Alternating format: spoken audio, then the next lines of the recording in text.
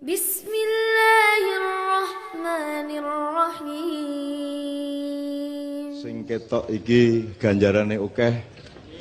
Sing ning mburi-mburi aku ora iso ndelok ganjarane luwih akeh. Yeah. Amin ya rabbal alamin. Ganjaran itu artinya hidup menjadi lebih mudah. Bukan bebannya berkurang, tetapi kekuatan kita yang ditambah oleh Allah untuk menanggung beban itu. Karena hidup di dunia ini sistem nilainya dan ekosistem nilainya itu tidak sama dengan nanti di surga. Di surga nanti sampean batin apa wae kelakon ning kene nek ana wong loro batin barang sing padha njero sing entuk sijine kan mangkel kan gitu. Jadi di dunia ini kita pasti bertemu dengan potensi konflik. Surga seseorang bisa menjadi neraka bagi orang lain. Saya dulu secara ajaib bisa menikahi Mbak Novia itu yang sakit hati banyak sekali. Tapi resikonya juga saya digoblok-goblokan. Mbak Via digoblok-goblokan orang-orang kok gelem-geleme kuwi. Artis ayu kaya ngono, terkenal kok gelem entuk seniman ra cetha uripe kan gitu kan. Dan itu dirasani orang di mana-mana seperti itu gitu. Nah, jadi Bapak sekalian, mudah-mudahan di Solo ini tercipta atmosfer surga sidik-sidik. Di mana ya nek arep jangkep durung iso. Jadi potensi konflik itu bisa dikurangi dengan satu keadilan, nomor dua kearifan. Jadi keadilan itu nanti kita jelaskan bersama-sama. Rukun itu bukan sesuatu yang bisa kita bangun. Rukun itu adalah akibat dari keadilan, akibat dari keseimbangan satu sama lain. Gotong royong barang ora iso dijak. Gotong wong nek wis saling lega satu sama lain mesti otomatis dia akan gotong royong kan gitu. Nanti kita coba lacak bersama-sama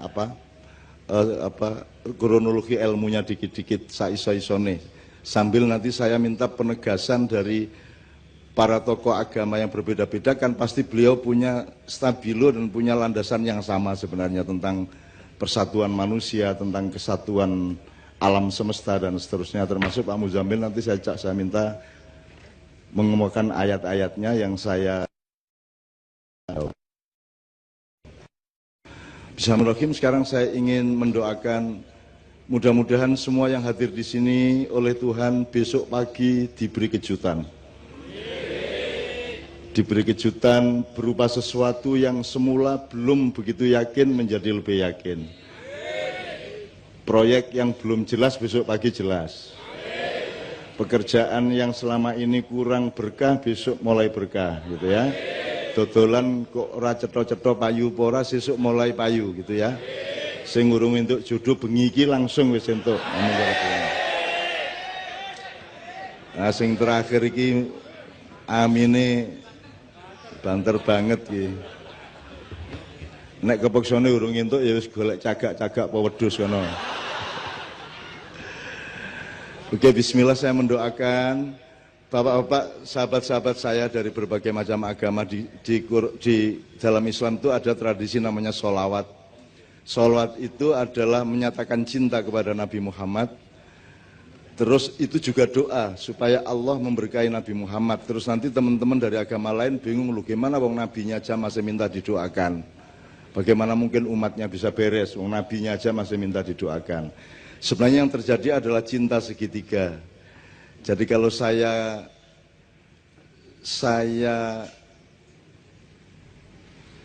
minta kepada Tuhan sesuatu, terus Tuhan tahu bahwa saya tidak mencintai kekasihnya Tuhan, maka dia ogah-ogahan mengabulkan permintaan saya. Nah, saya menyatakan cinta kepada Nabi Muhammad, Anda semua, itu supaya Tuhan tidak tega untuk tidak mengabulkan. Jadi ini hubungan cinta segitiga, Allah, Muhammad sama Anda. Jadi mohon izin saya kasih satu selawat dulu. Untuk selawat dari Islam ini tidak bermuara dan tidak berhulu maupun hilir kekuasaan, Pak, tetapi rahmatan lil alamin. Jadi menjadi rahmat bagi semuanya. Makanya ucapannya kan ada dari swastiastu, ada salam sejahtera, ada shalom, Nah kalau dalam Islam kan assalamualaikum. Jadi kalau saya bilang assalamualaikum berarti saya menjamin Anda selamat. Saya tidak akan menindas Anda, saya tidak akan ngonek-ngonek ke Anda, saya tidak akan membuat Anda tidak aman, apapun saja. Harta Anda aman, tidak saya curi, martabat Anda aman, tidak saya rendahkan, dan nyawa Anda aman, tidak akan saya bunuh. Itulah assalamualaikum, kan begitu. Nanti amannya apa nanti kita terangkan dengan Jawa lah. Sandang, pangan, papan, itu harus aman. Nah, sandang nanti kita jelaskan bersama-sama bahwa itu bukan hanya urusan pakaian karo badokan gitu ya. Itu urusannya sangat luas. Saya ngomong badokan kok Anda menjadi meriah ya. Jadi ketoknya tak oke ya, sing kata-kata ngono kuwi ya. Begitu saya sebut yang begitu-begitu tuh langsung gembiranya ndak karu-karuan ya, Pak. Kuwi nek sing tak sebut alus-alus iki mung adem-adem wae. Jadi ketoknya ya pancen derajatmu lah ya. Nek beliau ini kan dahar, ya toh, beliau ini dahar, saya nedo lah gitu ya. Kowe sini ngarep-ngarep iki ya mangan, nah sini rada mburi kan wis mbadok. Mburi meneh nyekek, apa meneh ngelontor, apa meneh njeglak, nguntal gitu. Madura pasti punya bahasa kasarnya apa, Pak? Abaduk. Masih nabuh baduk ya. Baduk. Podo jane kosakatane podo. Madura itu bukan bagian dari rumpun Jawa. Madura itu adalah pinggirannya rumpun Melayu. Jadi bahasanya asal usulnya bahasa Melayu, tapi karena hidupnya sengsara di tanah yang tidak ada rumputnya, maka akhirnya kata-katanya selalu kasar-kasar. Dan karena di sana tidak begitu ada pohon-pohonan, maka mereka tidak ngerti bedanya hijau sama biru. Ngertinya langit itu biru, maka karena pohonnya juga tidak hijau-hijau amat, maka disebut biru juga. Jadi sampean kalau punya kencan sama orang Madura, diperjelas dulu hijau itu gini, biru itu gini gitu. Karena mereka tidak bisa membedakan. Itu. Jadi nanti di surga mereka selalu bilang, wah surganya biru ya gitu. Padahal hijau. SBY Madura Ican.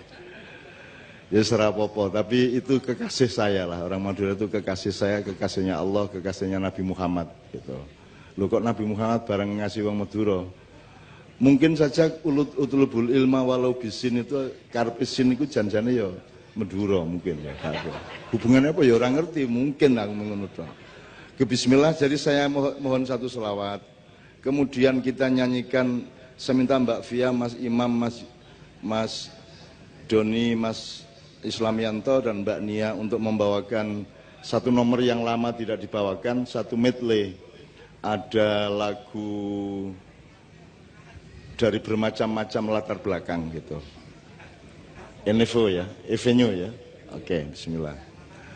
Oke, bismillahirrahmanirrahim. Allahumma sholli wa sallim ala Sayyidina Muhammad. Saya ingin kasih tahu satu hal. Ini pasar Klewannya sebelah tinggi. Mereka nggih. Jadi pasar Kliwon itu pokoknya kalau teman-teman dari Yaman itu kan ngelumpuki kan di sekitar sini ya. Jadi ada imigrasi cukup besar dari transmigrasi antar negara dari daerah Yaman, Arab sana ke sini. Dan yang datang ke sini memang rata-rata orang Yaman, yaitu pelantun-pelantun sholawat. Mereka para habaib atau habib, orang-orang yang mencintai Muhammad. Ya, nah. Jadi saya belajar sholawat itu dari pasar Kliwon. Gitu. Aku iki ra iso asline, kepeksa lah rano sing gelem ya toh, tak lakoni ya toh.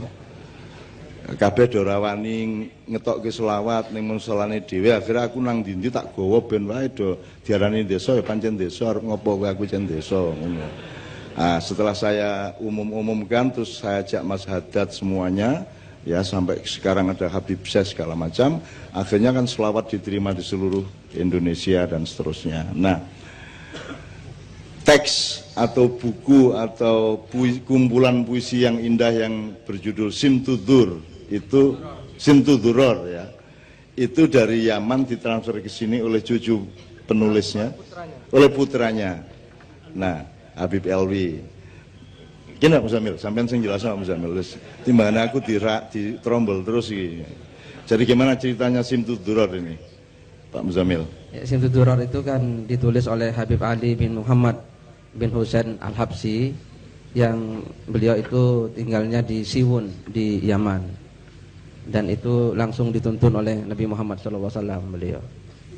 Ya, saya tidak akan membawakan seluruhnya ini karena tidak mungkin. Ini kalau dibawakan seluruhnya ini bisa sampai jam 1 ini tok. Itu pun tanpa musik, dan itu kan nanti Anda tidak jadi selawatan tapi hatimu mangkel, malah ndongak kelek nang aku tur kena kowe dhewe malahan kan gitu. Wong aku nglakoni apik kok ya to, ning kowe mergo kaya nek kowe ngimami sembahyang kedawan surate kan ya apik karepmu ning ya miso-miso apa makmummu niku waduh Al-Baqarah modiar iki nah. Pertama modar nih begitu wis mulai meh ceklak-cekluk guys suwe-suwe metu kalimat thayyibah. Nyun sewu alon-alon. Jadi kita ini punya masalah ya di Solo, ya di Jogja, ya di DIY, provinsi-provinsi, nasional, bahkan masalah-masalah global. Semua masalah itu ada 3 macam. Yang satu masalah-masalah yang kita bisa merumuskan dan insya Allah bisa kita selesaikan. Tapi ada masalah yang agak lebih tinggi, dia punya kans mungkin bisa kita selesaikan, mungkin tidak bisa kita selesaikan. Jadi kita harus punya kategorisasi. Yang ketiga, yang tertinggi adalah masalah yang kita mustahil mampu menyelesaikannya. Satu-satunya jalan adalah kalau Allah menolong kita, kan begitu. Nah, yang ketiga ini cukup banyak jumlahnya. Makanya saya sangat bahagia Solo yang pernah terkenal sebagai kota teroris di seluruh dunia, kan gitu. Malam ini menyelenggarakan deklarasi. Jadi iya Pak, ini semacam apa? Deklarasi itu bahasa Arabnya apa, Pak Muzamil? Istiqlal atau madha fil Arabiyah. Ya, bisa apa? Iklan. Ya, deklarasi bisa, atau kalau seperti Nabi Muhammad kan wasiqah ya. Wasiqah. Yes. Ya. Pokoknya gue ya ora mudeng to ya, dikandani apa ya, manut wae. Manut itu ya. Tapi pokoknya ada tekad bersama di Solo ini, dan ini kan luar biasa. Jogja aja kemarin malah teman-teman Papua malah mengambil keputusan untuk pergi dari Jogja, dan itu sebuah luka yang bisa panjang akibatnya ya. Dan belum ada recovery sampai hari ini. Di Solo yang terkenal dengan laskar-laskar bermacam-macam, terkenal dengan lirik-lirikan antar golongan, antar agama, antar macam-macam, itu justru ada deklarasi yang luar biasa. Jadi deklarasi ini dihidupkan oleh kesadaran mengenai 5 pilar bangsa dan negara Republik Indonesia. Pilar pertama adalah soko gurune Indonesia itu ya rakyat Indonesia itu sendiri.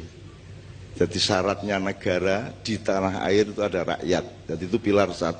Kui ibarat masjid Demak kui sing paling tengah sing gede dhewe. Itu rakyat. Jadi rakyat ini yang memiliki kedaulatan, yang memiliki tanah dan air, dan yang punya hak apa saja. Itu rakyat. Yang nomor 2 adalah balungannya rakyat. Balungan itu kekuatannya, yaitu tentara dan polisi. Kalau dulu tentara rakyat Indonesia, sekarang terus kemudian Angkatan Bersenjata Republik Indonesia, sekarang TNI. Nah itu kan tulang belulang kita. Bayangin kalau Anda tidak punya tulang, kan ngelembrok ngene iki kan. Dadi nek mlaku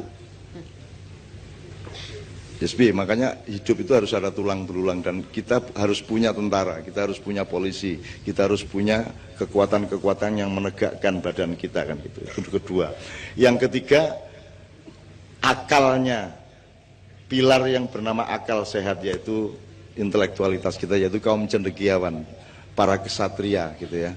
Kaum cendekiawan, cendekiawan itu apa nek di Ponokawan ya Petruknya gitu. Kalau Gareng filosofnya, kalau Petruk itu intelektualnya, Bagong itu seniman budayawannya, Semar itu keseluruhannya kan, kira-kira gitu. Nah, pilar yang ketiga adalah kaum cendekiawan. Maka ada sekolah, ada universitas. Ya, nanti kita jelaskan secara Pancasila nanti kalau ada waktu.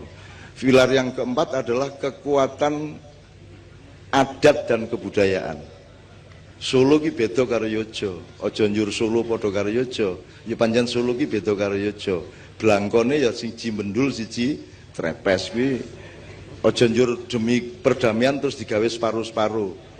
Jadi bendol Jogja dikurangi, kini digawe rada bendol sithik, ndak usah. Nek pitik-pitik wae, nek bebek-bebek wae. Supaya kita damai adalah bebek-bebek jangan menyuruh pitik jadi bebek, kan begitu. Pitik dhewe ya aja rasa pengen dadi manuk. Kan gitu. Kowe nek wis mangan tempe ya wis tempe kuwi sing paling apik, paling enak. Anggus sore nek ana sop buntut alhamdulillah, ana tengkleng alhamdulillah. Ning pas onone tempe sing paling apik ya tempe kuwi. Mbangane kuwe mangan tempe karo ngelamun tengkleng. Tempene ra penak, tengklenge ra kelakon. Nah bangsa Indonesia kan rada ngono-ngono kuwi to. Ya toh. Apa kurang puas, semua kurang puas ya. Ini jadi yang ketiga, yang keempat adalah adat dan kebudayaan. Apa lagi mau? Ditubom to iki. Kok dibaleni. Iki mesti ana dulur-dulur saka alam yang lain iki ya, serah apa-apa. Berarti mereka ingin disapa. Ya, assalamualaikum, ya, assalamualaikum. Ya.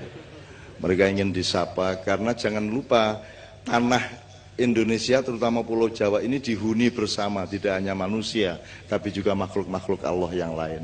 Bahkan ketika dulu manusia akan dibikin tapelnya, tapel itu arcanya, arcone. Itu tanah liatnya diambil nek orang yang Karanganyar ning Sragen aku lali persisnya. Di tanah liatnya diambil di situ oleh pertama Jibril tapi diserang sama iblis, kemudian Mikael diserang lagi, kemudian Israfil juga diusir sama iblis. Kemudian ketika iblisnya kecapean perang lawan 3 juniornya itu, maka kemudian Israel diam-diam datang ngambil tanah liat itu langsung dibawa ke surga. Di situ kemudian dia bikin manusia Adam. Maka karena Israel yang bikin sampean, yang bikin patung sampean itu, maka dia yang punya hak untuk ngambil nyawa sampean. Nah, jadi saya kira Anda boleh sekali-sekali lupa Jibril, Mikael, tapi nek karo Israel kudu apik-apik kowe ya. Mbakane kowe engko ana keputusan mendadak di reshuffle kowe engko. Ya ta? Di reshuffle kowe. Itu apa meneh reshuffle ra nggo alasan kok diganti ngopo ora ana alasane. Wis pokoke piye carane PAN iso entuk akeh kan gitu. Muhammadiyah iso entuk akeh gitu mergo NU wis beres kan gitu. Dan seterusnya lah, aku rasa ngomong politik ya. Nanti daripada Anda seneng gitu. Oke, itu pilar keempat, adat dan kebudayaan. Pilar kelima adalah adat dan kebudayaan itu termasuk keraton ini.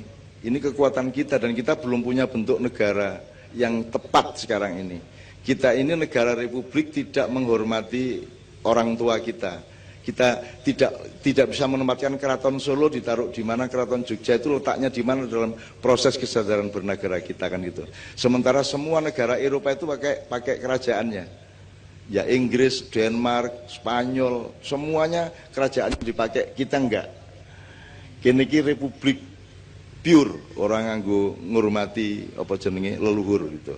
Nah, suatu hari kita akan rubah semua itu. Bismillahirrahmanirrahim gitu ya.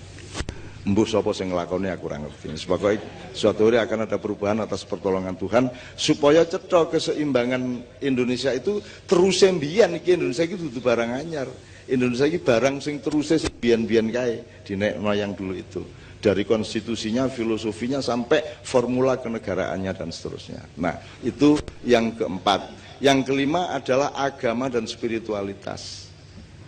Malam ini sebenarnya acara persatuan Solo, kerukunan Solo, tapi kita memakai bungkus keagamaan juga. Wong dari awal wis assalamualaikum kita awal mau. Karena sing donga ya wong Islam, tadi ya jenenge sing donga wong Islam ya mesti apa meneh wong Madura kan bahasa Arabe apik banget kae. Gitu ya, tadi ya Bapak ya. Iya, bahasa Arabe wong Madura luwih apik mbangane raja Arab kok piye. Oh tenan kuwi asli kuwi. Raja Arab itu kalau bahasa Arab beneran fushah itu kleru-kleru. Nek wong Madura ki apal setiap kata, wong bendina maklari Hajar Aswad tok. Mubeng ning. Jadi wah bahasa Arab cantas banget kae gitu. Madura iki kendel. Ning Ka'bah wene wani dagang coba lah. Wani maklaram. Iki nek wong liya kan ra wani nek mafia migas ngene kan wanine ya ning Jakarta. Nek wong Madura ning ngarepe Ka'bah wani maklaram. Terus kamu kok berani maklaran di sini gitu kan? Ono misalnya Nabi Muhammad ngutus wong gitu. Terus dia jawab wong Madura. Loh, semua umat Islam merindukan untuk mencium yang engkau cium wahai Rasulullah. Engkau dulu mencium Hajar Aswad dan semua umat Islam yang datang ke Mekah ingin mencium Hajar Aswad. Aku ini hanya berusaha memudahkan mereka semua ya Muhammad. Bahwa mereka kemudian ngasih saya uang itu karena mereka akhlaknya tinggi. Itu wis dialognya wis khatam, tadi wis akhirnya tidak ada masalah, wis beres gitu. Nah yang kelima ini yang kita tidak pernah terlalu memikirkan. Kudune piye to keraton iki diteruske apa ora? Posisine piye jane? Nek keraton wis ora ana tenan njur kok buang tenan ki eman apa ora? Apa yang bisa kita warisi dari keraton? Gitu loh. Dulu ada transformasi dari Mojopahit ke Demak dan yang transformasinya bukan hanya bedol negara tapi juga perubahan-perubahan konstitusi dan dasar-dasar nilainya. Dulu Hindu-Buddha kemudian ganti Islam pada abad ke-16 itu. Ada transformasi. Sampai hari ini Keraton Solo, Keraton Jogja juga terikat pada konstitusi Mataram Islam kan gitu. Jogja juga tetap terikat Mataram Islam. Jadi mau apa saja tetap terikat di dalam konstitusi itu. Nah, teman-teman sekalian, mudah-mudahan deklarasi kita di Solo ini dengan kesadaran dan diikuti oleh studi-studi, penelitian-penelitian dan perumusan-perumusan. Sing arep bersatu ki sapa wae, nek ora cetha piye iki nggo.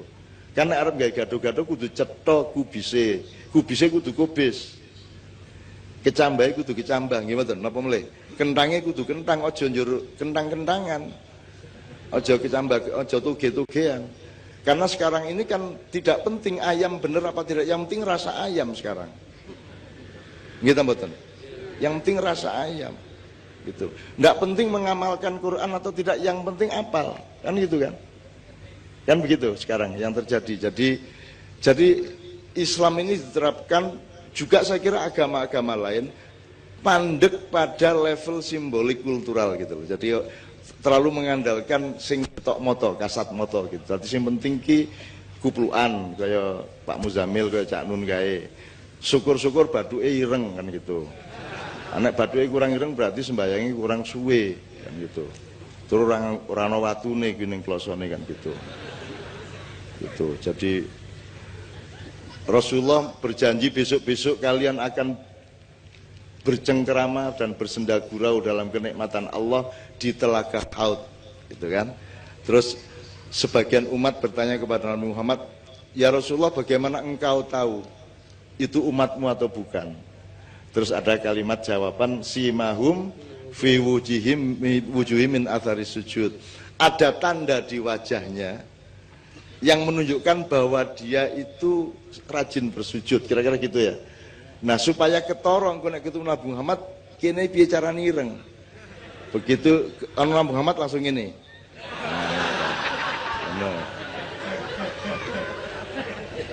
Nek perlu nggawa ana handphone dikai anu kae selfie ngene kae tuh jur sinare nyinar niki lho. Ireng lho niki ireng lho.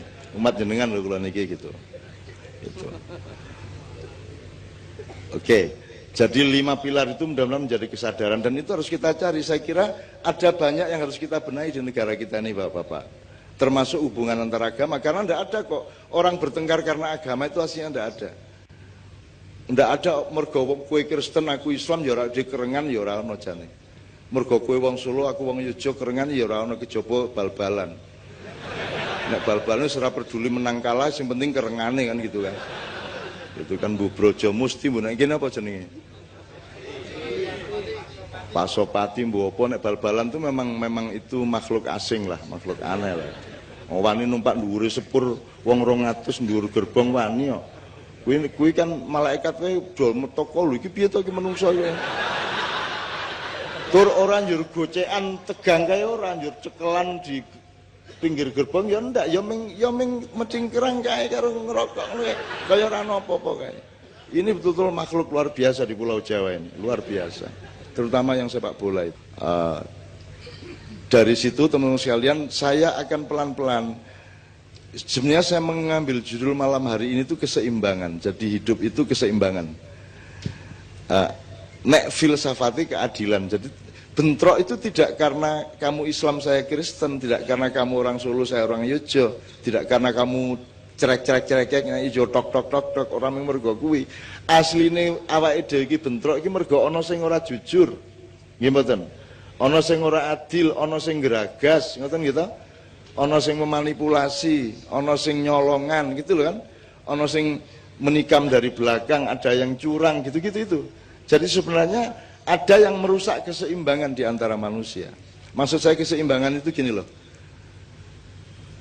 Misalnya kita ngomong sandang, pangan, papan. Sandang itu jangan dipikir cuma baju. Sandang itu kan lambang dari martabat hidup Anda. Kalau tidak percaya sederhana kok. Wis kono siji maju rene muda. Wis kowe sing ilang apamu? Pakaianmu apa martabat uripmu? Martabat. Jadi sandang dalam filosofi Jawa itu maksudnya adalah eksistensi dan martabat kehidupan. Makanya dodot ira kumitir bedah ing pinggir. Nek ana wong wedok kaya ana misalnya pramugari kaya kan omahe adoh tukang jahit. Dadi wis jangkep kaine nganti nisor ning kenene ora kumanan benang, ora dijahit. Dadi nek mlaku iki pupune sing nganti dhuwur ketok kae. Nek ana angin njur Sidratil Muntahane ya samar-samar ketok kae. Gitu. Nah, kalau ketemu mereka, tolong Mbak saya punya mesin jahit di rumah, tak jahitin gitu ya. Gimana ngomong apa kok tian kuno gimana? Keseimbangan. Jadi sandang itu harga diri sebenarnya, dan harga diri itu bagian terpenting dari hidup manusia. Makanya disebut sandang dulu baru pangan. Mana yang lebih penting, makan atau berpakaian? Gue mangan beres ning muda piye kowe ayo. Piye edan to ya makanya ning nek ming ora mangan tapi kowe duwe martabat kan ming melarat ning ngono tok. Ning nek kowe mangane beres ning ora berpakaian kan edan. Jadi makanya disebut sandang dulu baru pangan. Nah, pangan itu pun bukan orang yang kuliner. Selama ini kesadaran manusia kan kesadaran kuliner. Kita punya lidah dipakai untuk testing kuliner, untuk detektor kuliner. Apa don, bidon? Yang harus kita kasih makan kan semuanya, ya toh? Hati kita, pikiran kita, ya toh? Jiwa kita, rasa seni kita. Bayang nek menungso ora dipakani rasa senine. Rasa seni itu kan di semua kitab suci kan semua sastra ya Pak ya. Sangat indah semuanya. Kitab apa saja indah semuanya. Dan manusia butuh keindahan. Sampai soal nyugui panganan wae kudu nganggo keindahan. Betul enggak? Nyugui panganan iki lho. Wis nyugui ngombe wis rasa mangan wis ngombe tok. Kowe duwe daya, kowe kan nganggo cangkir tutupe njur lepek, njur le nyuguhi nganggo nampan apa bagi kan gitu. Apa njur dayamu teko kok gaweke ceret saka pawon ngene iki? Lah ya ora, itu namanya tidak mengerti keindahan kan itu kan. Jadi keindahan sangat penting. Mbak tadi kesini, Mas kesini kan kaosnya milih tadi. Milih kan. Itu pilihan apa? Pilihan ilmu, pilihan politik apa pilihan indah? Pilihan indah. Dan itu setiap hari. Setiap hari. Jadi keindahan tidak bisa kita elakkan. Jadi teman-teman sekalian, itu namanya pangan. Nah, papan itu baru nanti urusan pilkada. Papan, pilpres. Papan itu artinya setiap benda, setiap orang, setiap konteks harus menempati atau ditempatkan di tempat yang tepat. Itu namanya papan.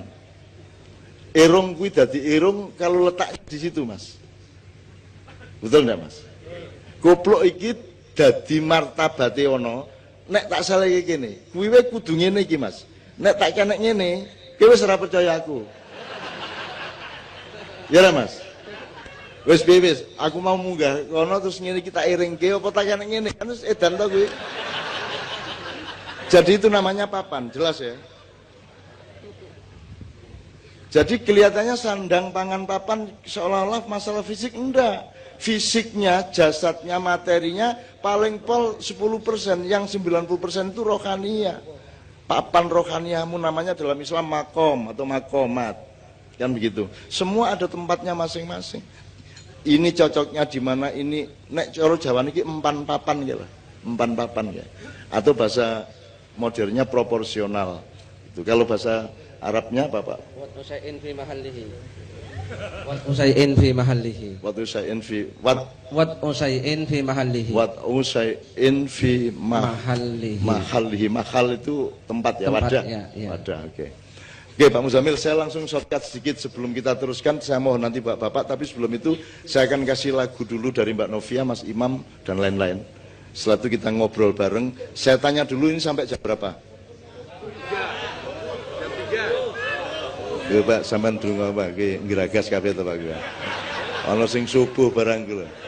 Sebenarnya saya tidak tanya sampai jam. Saya itu cuma mau ngecek sing duwe penggawean sing endi, sing nganggur sing endi. Nek sing jawab subuh mesti ra duwe penggawean to kuwi.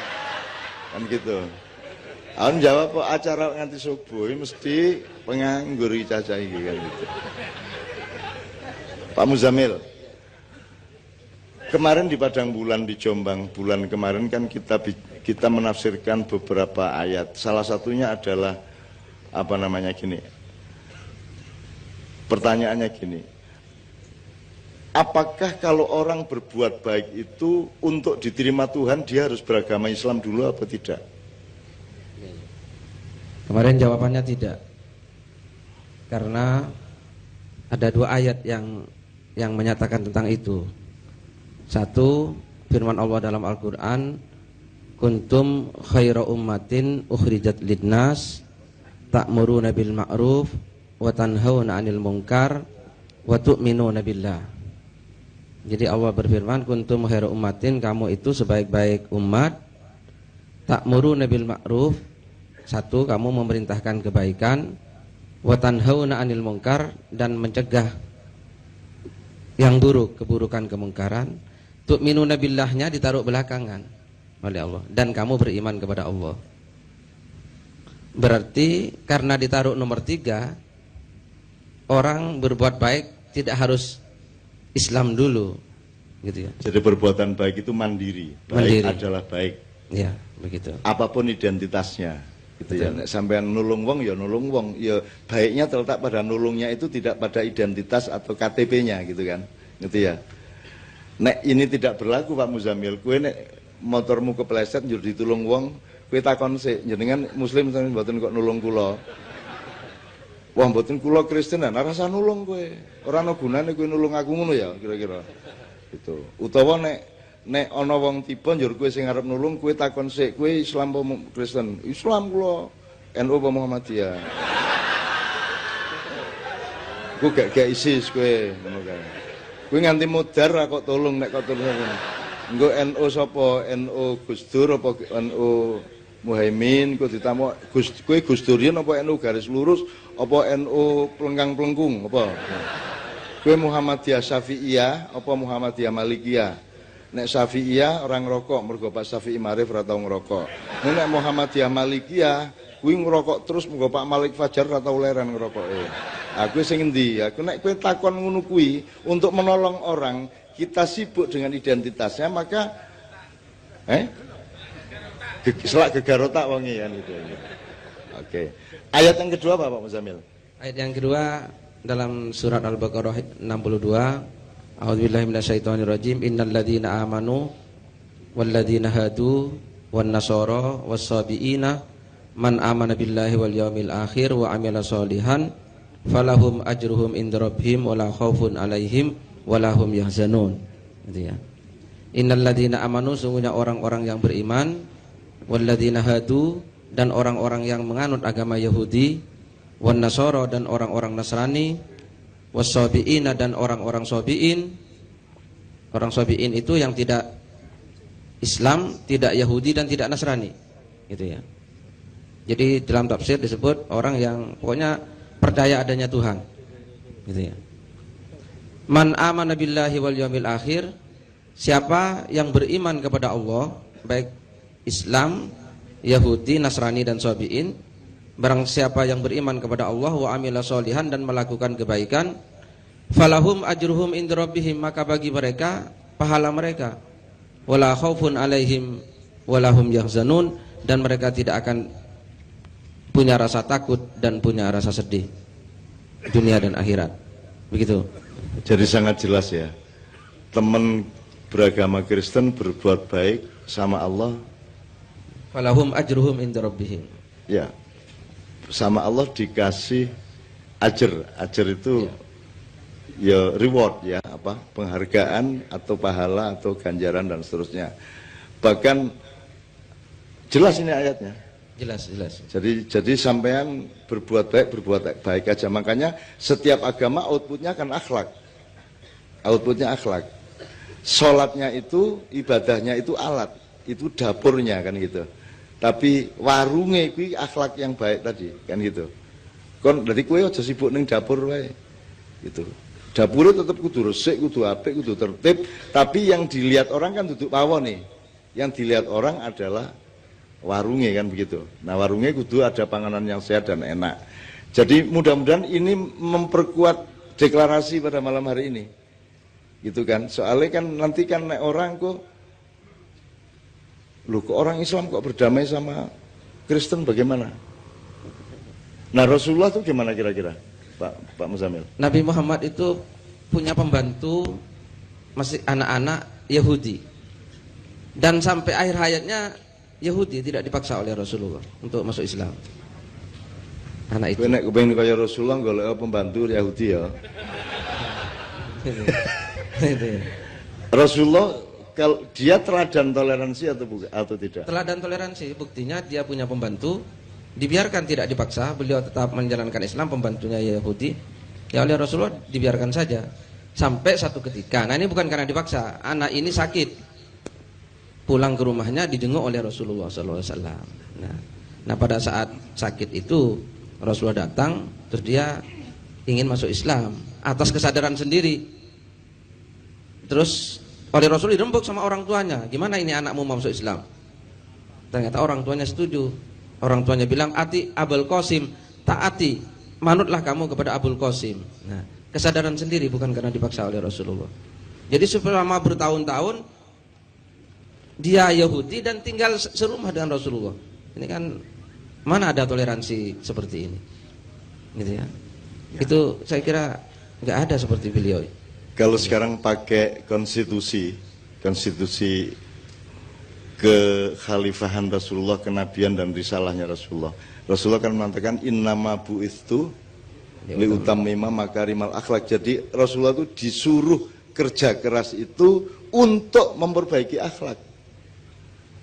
Nah supaya akhlaknya baik dikasih training ibadah, sholat rajin, puasa dan seterusnya gitu ya.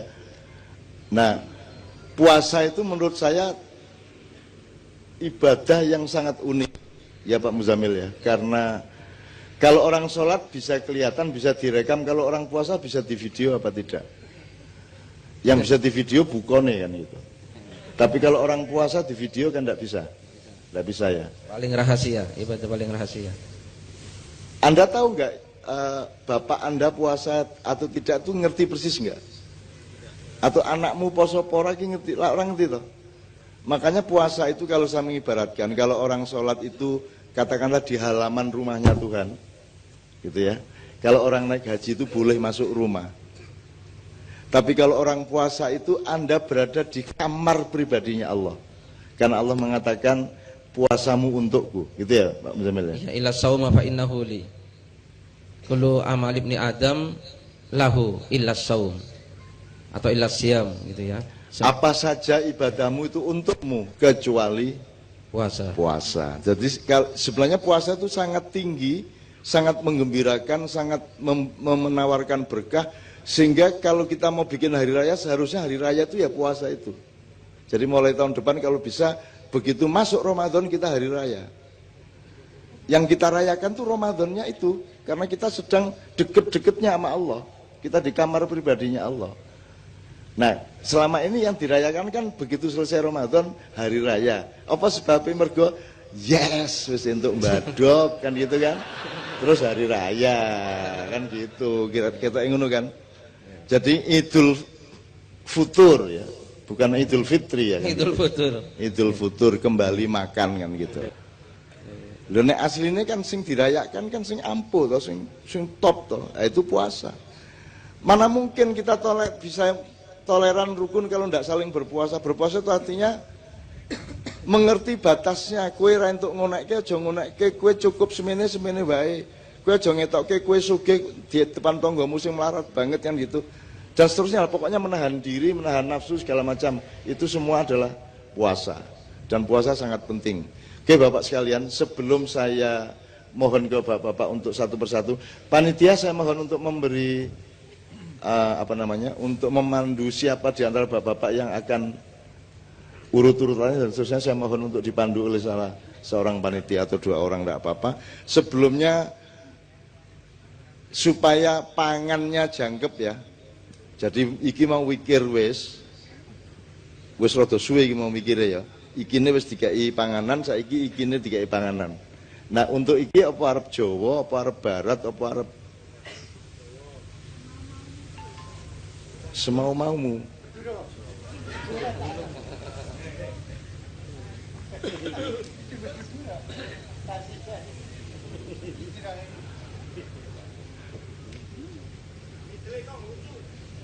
Mitlikong huju.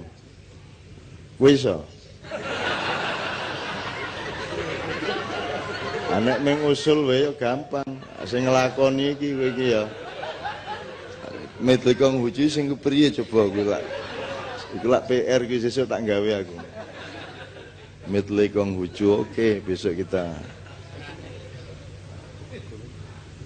Tolong kita membebaskan diri dari simbolisme yang kadang-kadang tidak substansial. Jadi kalau ada orang pakai lagu Arab itu tidak serta-merta sama dengan Islam gitu ya. Kalau orang tadi kan misalnya lagunya Avenue Shalom Elohim tadi itu kan endingnya kan ya, itu kan orang bilang kok itu kok lagu gereja dibawakan kan gitu. Kalau Anda lihat notasinya kan notasi barat, bukan notasi Arab. Kalau Yesus dulu kan di Yerusalem, itu lagunya lagu Arab. Jadi sebenarnya Yesus itu ya rengeng-rengengnya ya rada Arab. Nah kalau yang di gereja-gereja sekarang itu kan lagu barat semua. Ketika kemudian Kristen melebar sampai ke Eropa kan begitu. Maka kemudian disiplinnya disiplin barat sampai hari ini. Itu sama dengan sampean kan juga saya sudah dikasih tahu teman-teman pendeta, pastor bahwa cemara kan Yesus sendiri kan nggak pernah lihat cemara. Orang ning kono suket wae angel ya.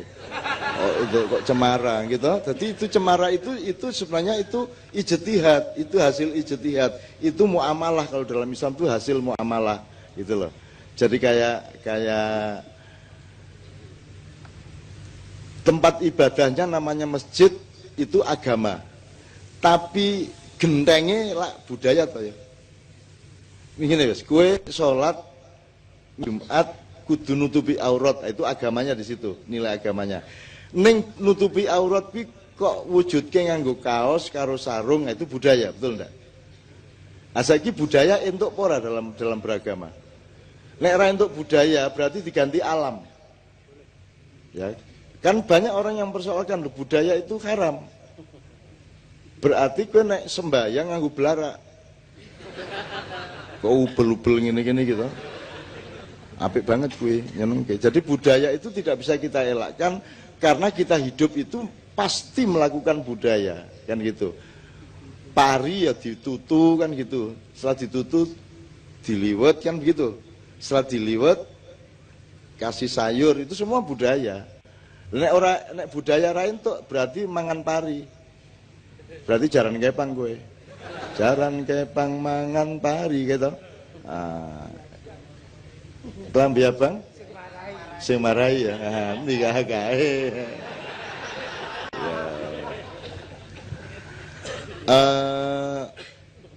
Kita minta Mbak Novia, satu nomor Mbak Novia, apa ya? Terserah Mbak Novia kira-kira. Atau kita bawakan satu nomor ini, yang saya itu kan akhir-akhir ini, saya itu kan deket sama hampir semua orang lah ya. Misalnya Gus Plus, itu saya deket sejak dari bapaknya sampai Mas Yok, sampai anak-anaknya, sampai cucu-cucunya. Nah, Anda kan tahu lagunya Mas Tony Kuswoyo yang judulnya, yang dinyanyikan Yon, yang judulnya Andaikan Kau Datang. Andaikan kau datang kemari, itu ya. Itu Yok cerita pada suatu itu tahun kemarin kira-kira, dan ada, Anda cari di YouTube ada. Yok cerita itu bukan lagu percintaan laki-laki dan perempuan, Cak. Itu adalah lagunya Mas Tony menjelang meninggal. Dia menyesali hidupnya yang tidak terlalu dekat kepada Tuhan, dan kau itu di situ Tuhan, gitu loh. Jadi hidup itu terlalu indah dikenangkan, terlalu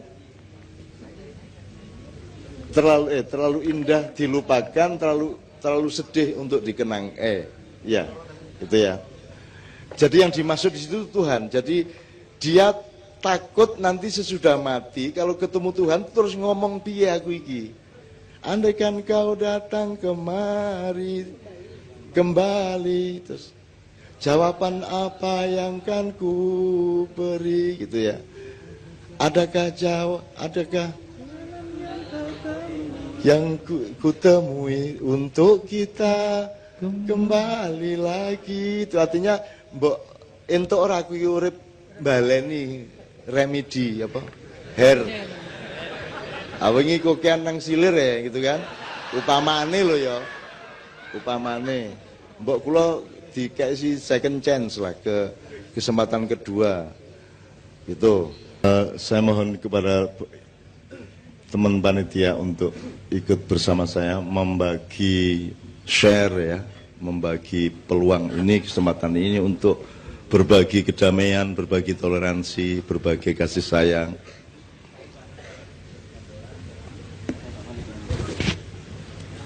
Monggo Mas, kita persilakan satu persatu barangkali. Ya. Monggo Mas. Siapa yang kita persilakan pertama?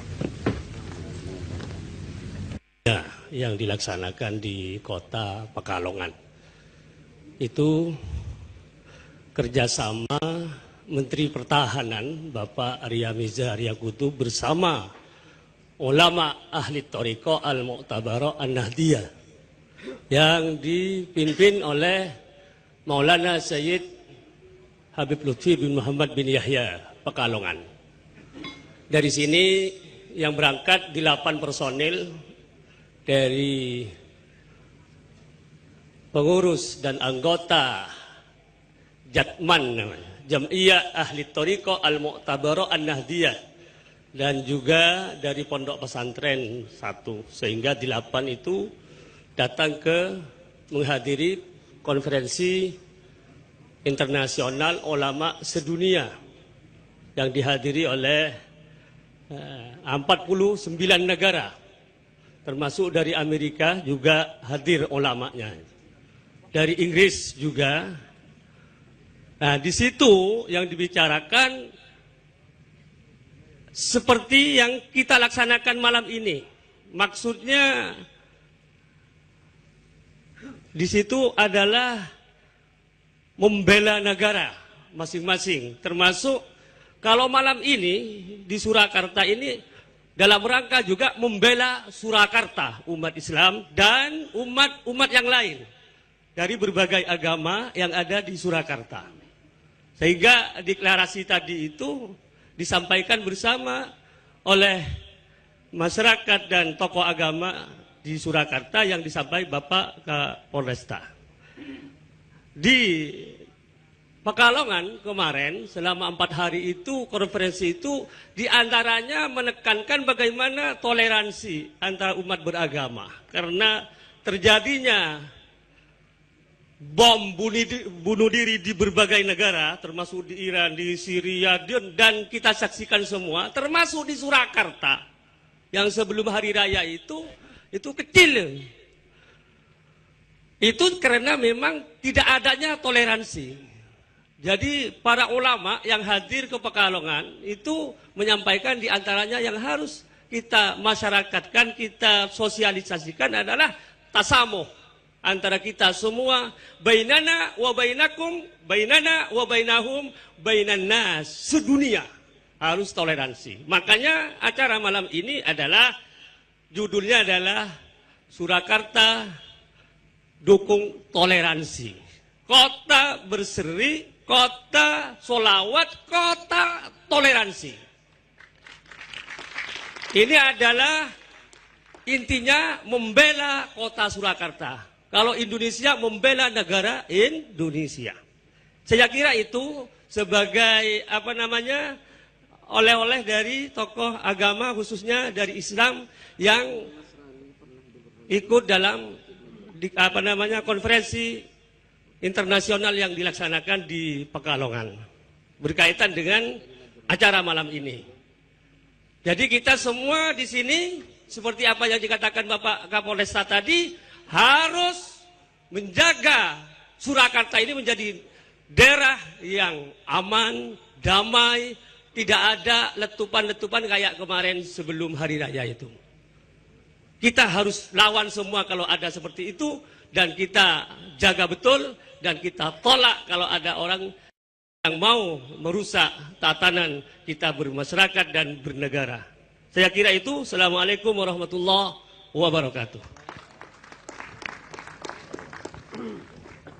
Ya, untuk selanjutnya dari Romo Antonius Budi Wihandono dari Katolik, kami silakan. Baik, selamat malam. Selamat malam. Selamat malam. Pak MH, tadi dikatakan temanya keadilan ya. Kalau di Katolik itu jarang bicara mengenai keadilan, Pak. Jarang. Karena keadilan itu belum ada nilai plusnya. Menggek kudune gitu loh.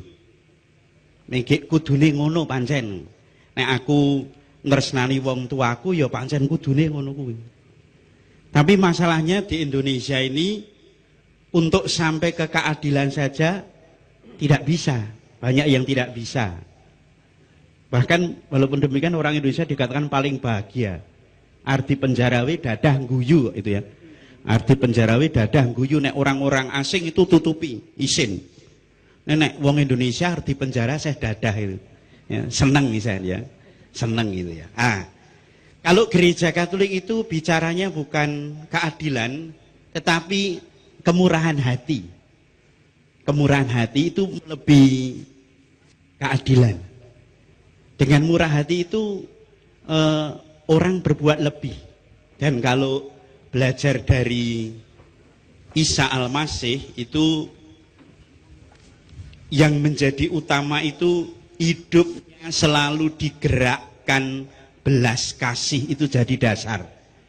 Nah, kalau mau dipakai sederhana, nek wong ndirasa mesake itu ora ana wong sengsara. Kalau ada orang dirasa mesake, aku mesake wong tuaku, ora ana wong tua sengsara. Aku mesake koncoku, mbuh kuwi Muslim, mbuh Katolik, mbuh Buddha, mbuh Hindu, itu tidak ada orang sengsara. Maka sebagai dasar itu lalu kemudian hatinya digerakkan oleh belas kasih. Dan itu nanti akan menjadi kemurahan hati. Dan memang anehnya dalam ajaran Katolik itu biasanya kalau orang itu mengatakan kalau ambil simbol-simbol itu kan yang luar biasa. Itu misalnya kalau Mike Tyson itu gelarnya si leher beton. Lalu kalau si siapa? Chris John itu naga. Tapi kalau dalam Isa mengajarkan apa yang kamu lakukan bagi saudaraku yang paling hina itu kalau lakukan padaku. Maka ketika memperlakukan orang-orang yang kita anggap hina itu memperlakukan pada Tuhan sendiri.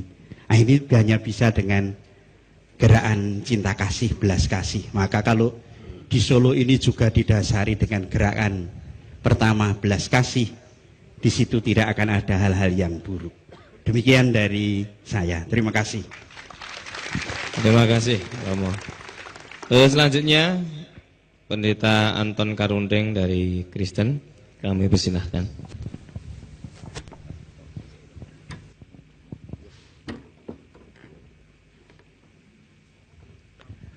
Selamat malam. Selamat malam. Shalom alaihim. Nah, tadi kan sudah dinyanyikan Shalom alaihim ya. Jadi salam kita sama. Hukum yang terutama bagi orang Kristen adalah mengasihi Allah dengan segenap jiwa, segenap kekuatan, seluruh hidup, dan mengasihi sesama manusia seperti diri sendiri. Jadi toleransi ada di sana, saudara-saudara. Mengasihi siapapun itu hukum. Dan itu harus dipraktekkan mulai dari diri sendiri. Saudara-saudara, saya tidak menyombongkan diri, tapi itu praktek yang memang saya hayati dari hukum agama yang saya anut. Saya punya pembantu sejak istri saya itu umur 14 tahun. Kemudian dia punya cucu ponaan, ikut. Lalu saya sekolahkan sampai lulus sarjana. Agamanya apa? Agamanya Islam. Saya tidak melihat dia dari agamanya, tapi sebagai sesama manusia. Nah, sekarang sudah lulus dan mulai kerja. Kira-kira 8 bulan ini, ia bekerja di Solo juga, ikut saya. Ya, saya tidak akan memaksa harus masuk Kristen, tidak. Silahkan ada tempat sholatnya dan seterusnya. Mau puasa, bahkan dia sudah istilahnya khatam itu apa ya Pak? Menyelesaikan, ya sudah khatam katanya dia. Saya tidak terlalu mendalami gitu. Saya dorong saja supaya dia melakukan agama sesuai dengan keyakinannya. Jadi kita mengasihi sesama manusia, siapapun juga seperti kita mengasihi diri sendiri. Itulah hukum dari Kristen. Demikian, terima kasih. Sampun. Kok sudah Pak? Ya, masih bisa ditambah Pak? Iya silakan Pak. Ya, nanti Iyalah kita menganggap ini baru UUD 45-nya ya belum. Oh ya, masih yang lain lagi aja. Ini kita sepakati untuk kita bagi-bagi. Jadi saya tak berlagak sebagai orang yang seolah-olah lebih memahami Bapak Pastor dan Bapak Pendeta untuk menyambungkan ke Anda semua yang saya anggap agak kurang memahami dibanding saya. Kenapa ya Pak ya? Jadi saya ingin menjelaskan pada gini, karena ini anak-anak saya, mereka ini namanya generasi milenial. Generasi milenial itu generasi yang paling berperan di dalam menciptakan perilaku dan kecenderungan di sebuah milenium. Maka disebut milenial. Umurnya dari 17, 18 sampai 38, hampir 40. Ini rata-rata begitu Pak umurnya. Dan mereka ini yang paling penting. Kejopo sing wis tua-tua kaya aku ya. Nah, yang dimaksud Bapak Pastor tadi itu gini, pertama, keadilan itu tidak akan pernah tercapai oleh manusia, sudah pasti. Jangankan keadilan, kebenaran juga tidak ada. Kebaikan juga tidak ada.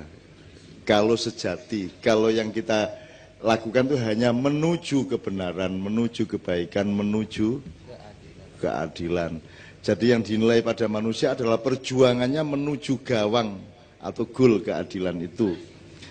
Benar saja yang cuman satu, kan ada benar salah, baik buruk gitu. Terus nanti ada yang lebih inti, adil, tidak adil. Terus ada sisi lain, indah, tidak indah gitu ya. Satu sisi yang namanya benar saja, itu kan juga ada 3. Bener dewe, bener wong okeh, bener kang sejati gitu kan. Bener wong okeh gitu yang membuat sejumlah orang menganggap ini yang benar, maka dia bikin golkar. Yang lain, oh ini yang benar maka bikin PKS. Oh enggak, yang itu yang benar tuh yang kayak gitu maka bikin Gerindra. Maka mereka terus bikin NU, bikin Muhammadiyah, bikin macam-macam karena ada kebenaran kolektif pada sejumlah orang. Nah, itu juga belum tentu benar, orang banyak belum tentu benar. Apalagi orang bener dewe gitu ya. Nah, yang membuat kita itu bentrok itu kan karena kelompok-kelompok itu nggugu bener dewe kan gitu. Jadi kalau sering saya contohkan ya pitik keluruk ini neng Solo piye to? Kukuruyu. Kalau di Madura Pak, Madura. Kukuruno. Kalau di Sunda kongkorongkong kan gitu. Pertanyaannya adalah yang benar yang mana? Kukuruyu apa kukurunu apa kongkorongkong? Sing bener PTE. Nah, kan begitu. Nah, jarak antara koko ayam dengan kita mendirikan itu namanya tafsir. Tafsir itu melahirkan madhab dan pengelompokan-pengelompokan. Kalau di Islam ada Sunni, ada Syiah, ada Wahabi dan seterusnya. Itu karena pendengarannya berbeda terhadap koko ayam, kan begitu. Kita harus saling menyadari bahwa yang benar itu ayam. Ini cuma tafsir saya, kukuruyu. Ini cuma tafsirnya Pak Muzamil, kukurunu. Nah, antara kukurunu dan kongkorongkong harus saling menyadari kelemahan masing-masing. Maka terjadi toleransi, kan begitu. Kalau menganggap benernya sendiri ya itu yang menjadi bentrok. Karena masing-masing egois dan egosentris terhadap kebenaran yang mereka yakini. Saya, teman-teman sekalian, selalu mengatakan kepada Anda, nek aku ngomong apa wae aja dipercaya, kan gitu kan? Anda percayanya jangan ke saya itu cuma mengantarkan sejumlah bahan dan cara berpikir supaya kamu mengolahnya. Nanti kamu akan menemukan apa yang kamu percaya secara otentik dari pikiran dan hatimu sendiri. Jangan percayanya kepada saya. Jadi antara Anda dengan Tuhan itu jangan ada siapa-siapa. Anda sama Tuhan itu langsung. Bahwa Anda mendengarkan pastor, kiai, ulama, pendeta, biku, dan seterusnya, itu wacana. Tapi dia tidak mewakili Anda. Dan dia tidak bisa menyelamatkan Anda. Apakah pastor bisa menyelamatkan umatnya? Tidak bisa. Apakah kiai bisa menyelamatkan umatnya? Tidak bisa. Apakah ketua majelis ulama bisa menyelamatkan umat? Tidak bisa. Apakah ketua NU menyelamatkan Nahdliyin? Tidak bisa. Hanya Anda sendiri yang bisa menyelamatkan dirimu di depan Tuhan. Maka kalau Anda beribadah kepada Tuhan, jangan ada siapa-siapa. Dan saya tidak mau ada di antara Anda dengan Tuhan. Susahnya pimpinan-pimpinan agama yang seneng manggon kuno kuwi. Jadi menjadi gerhana dia di tengah-tengah antara Tuhan dengan umatnya gitu loh. Karena di sini nih akses eksistensi kepemimpinan ada di situ. Terus dia duwe apa jabatan, terus dia nanti punya akses ekonomi kan begitu. Nah saya tidak mau ada di situ dan saya tidak mau Anda percaya. Saya kesini supaya Anda percaya sama Allah, tidak percaya sama saya. Gitu loh. Nah aku dipercaya kok aku disindir sama Allah. Gitu loh. Siapa panutanmu? Cak Nun gitu ya. Pane. Terus Nabi Muhammad ketemu aku panutan nih ngono gitu. Amodar to aku. Amo aku nak disindir-sindir kaya ngono kuwi lho. Aku ya mulane aku aja dadi panutan. Kowe ora iso ngenut aku wong aku dudu kowe dudu aku. Sing iso kok ambil dari aku adalah sebagian yang relevan terhadap kamu, sebagian dari kecenderungan saya yang pas untuk kamu. Dan kalau kamu teruskan, kamu sebenarnya bukan niru saya, kamu meniru orang yang pihak yang sebelum saya, entah itu Nabi, entah itu Tuhan sendiri, bukan sayanya. Saya cuman akselerator dari nilai dan kecenderungan itu, betul enggak? Betul enggak teman sekalian? Itu yang pertama. Kemudian untuk menjelaskan yang Bapak Pastor kemukakan tadi, kemurahan hati itu kalau di dalam Islam Halim namanya ya. Al-Halim, Allah yang maha murah hati. Sebenarnya murah hati, toleran, lomo itu kan mirip-mirip saja ya. Itu bulatan terus ada sisi-sisinya. Ada Bismillahirrahmanirrahim. Rahman itu cinta sosial, cinta yang meluas. Rahim itu cinta yang mendalam, yang vertikal. Karena garisnya ke gravitasi bumi sama ke langit yang satu garis. Jadi Rohim itu garis ke dalam dan ke atas. Kalau Rahman itu garis ke kiri, ke kanan, ke depan, ke belakang. Itu Rahman, kan gitu. Atau kalau pragmatis, aplikatif, yang dimaksud Pak Pastor tadi itu ihsan. Ihsan itu kebaikan yang lahir dari dirimu. Tidak karena disuruh, tidak karena diwajibkan. Gitu loh, itu namanya ihsan. Jadi kalau ingin anakmu seperti itu, jenenge ihsan, utawa nek kepingin entuk ihsan, goleke kanca sing jenenge ihsan. Gitu. Piye carane ben entuk terus wong bocah iki seneng lomo gitu, ngekeian gitu kan. Nah, itu namanya kemurahan hati. Masalahnya, teman-teman sekalian, kemurahan hati itu tidak bisa jadi aturan. Tidak bisa menjadi sistem, tidak bisa menjadi hukum positif. Sementara kita ini bernegara, kalau bernegara itu harus ada kompromi untuk menyepakati pasal-pasal yang disebut hukum positif. Kan begitu? Ada perdes sampai permen, sampai kepres, sampai konstitusi dan undang-undang, KUHP dan seterusnya. Itu semua hukum positif. Itu semua bukan untuk adil, tapi alat untuk menuju keadilan. Karena keadilan yang sebenarnya tidak pernah bisa Anda capai. Tapi kita berjuang. Jadi ukuran manusia adalah berjuang apa tidak menuju ke sana, kan gitu. Jadi bukan adilnya tercapai, tidak mungkin tercapai, benar aja belum tentu tercapai kok. Apa yang saya yakini benar malam hari ini, mungkin nanti pulang ke Jogja saya ragu sendiri sama kebenaran saya, karena saya menemukan kebenaran yang lebih tinggi dari yang tadi saya omongkan. Betul enggak? Makanya Allahu Akbar, kalau Anda riayahan itu, Allahu Akbar artinya bukan Allah Maha Besar, tapi Allah yang Maha lebih besar. Lebih besar itu kan berarti gak leren. Lebih besar lagi, lebih besar lagi, lebih terus, tidak berhenti-berhenti. Dia dinamis, jadi dia tidak statis. Bukan Allah yang maha besar, seolah-olah dia material yang ukur kebesarannya bisa diukur, enggak. Allah itu maha lebih besar. Kok maha lebihnya itu apakah Allah memuai gitu? Biar sepiro, njur sepiro, ngono. Bar sak gunung Kelut, njur sak gunung Semeru, ngono. Ora. Di dalam kesadaranmu Tuhan itu makin lama makin agung, kan begitu? Makin lama makin agung. Jadi tidak pernah berhenti engkau mengagumi, mentakjubi Allah, sehingga disebut Allahu Akbar. Kalau Allah Maha Besar, bahasa Arabnya Allahu Kabir. Kalau orang yang besar badannya, bukan Allah, rojulun kabir, K-nya yang panjang. Kalau Allah, baknya yang panjang, kan gitu. Kabir sama kabir. Gitu. Kalau akbar itu maha lebih besar. Gitu. Jadi tidak pernah berhenti. Maka Bapak yang dijelaskan oleh beliau tadi adalah Anda tidak bisa terus-menerus mengandalkan perintah agama atau syariat, mengandalkan hukum negara, mengandalkan kewajiban-kewajiban sosial. Anda harus melahirkan toleransi dan perdamaian dan kesejukan dunia ini melalui hatimu sendiri yang penuh kemurahan. Itu yang dimaksud beliau tadi. Artinya kalau cari wali kota, cari bupati, cari presiden itu salah satu kriterianya kayak wonge loman ora gitu loh. Kayak wonge sayang ora karo wong cilik, kan gitu. Tujuan bukan kredibilitas apa akuntabilitas apa meneh sijine kae. Akseptabilitas, integritas. Lah piye lemu mudeng? Orang mudeng mesti orang mudeng, tas-tas gue mesti orang mudeng. Wis ora mudeng. Lah pokoke ngene lho, kae ketoke raine ketoke kok ya apik ya gitu aja. Nganggo ilmu katuranggan aja gitu loh.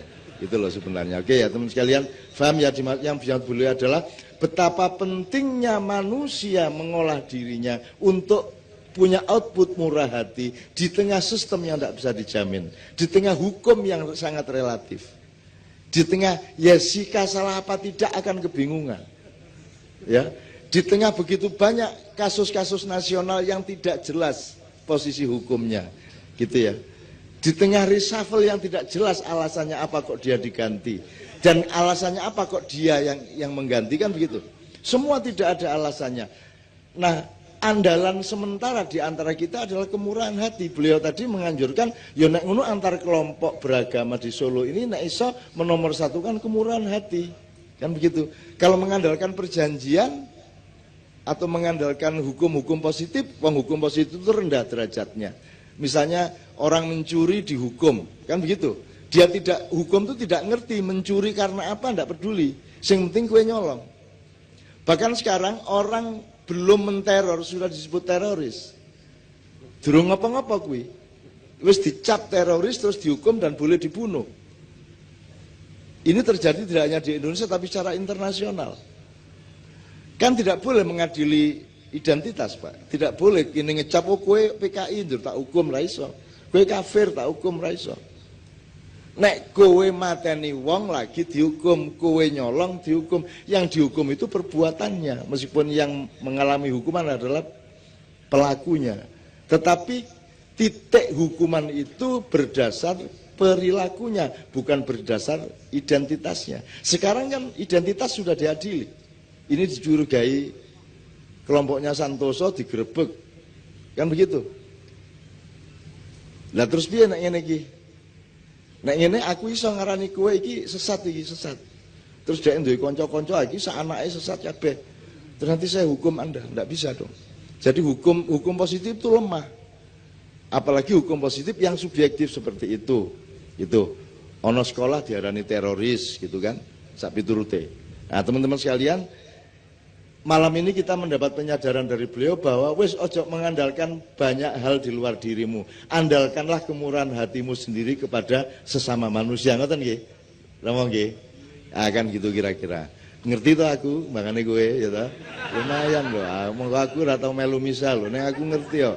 Atine kanca-kancaku Katolik aku ngerti kebiasaane, habitatnya dan ekosistem rohaninya aku ngerti kebiyen mergo saya temennya Romo Mangun, saya temennya Romo Dik Hartoko, saya temennya Romo Kuntoro, Romo Van Dongen di Nijmegen, Romo yang di Romo Magnis, Romo Girjito sak pitur tahu. Aku biyen iki tahu dipolo karo pastor-pastor ning Klatenku ning gereja, Pak. Seminggu aku ning kono kuwi, ditakoni terus kae.